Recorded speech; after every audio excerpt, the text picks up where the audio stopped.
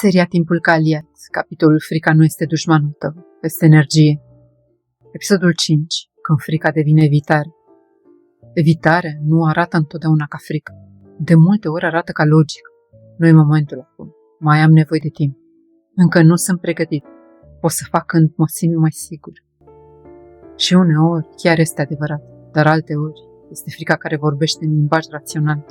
Pentru că frica nu se exprimă mereu prin panică. Uneori se exprimă prin amânare, prin retragere lentă din propria viață. Nu pentru că nu îți dorești, ci pentru că ceva în tine asociază mișcarea cu pericolul.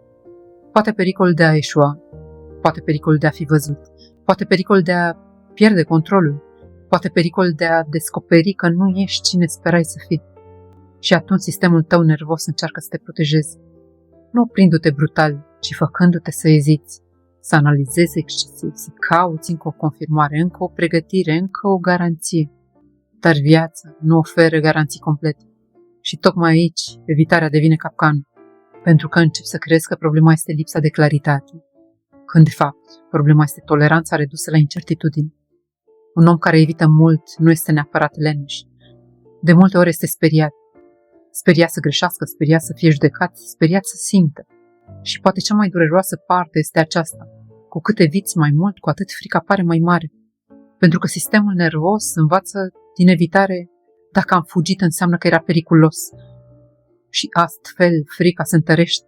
Nu pentru că situația era imposibilă, ci pentru că nu ai rămas suficient de mult ca să descoperi că o poți traversa. Aici apare autosabotajul. Nu ca lipsă de inteligență, nu ca lipsă de potențial, ci ca protecție inconștientă.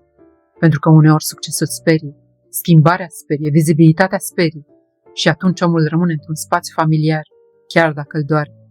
Pentru că familiarul oferă iluzia siguranței. Dar evitarea are un preț tăcut. Îți micșorează viața, îți reduce experiențele, îți reduce posibilitățile, îți reduce contactul cu cine ai putea deveni.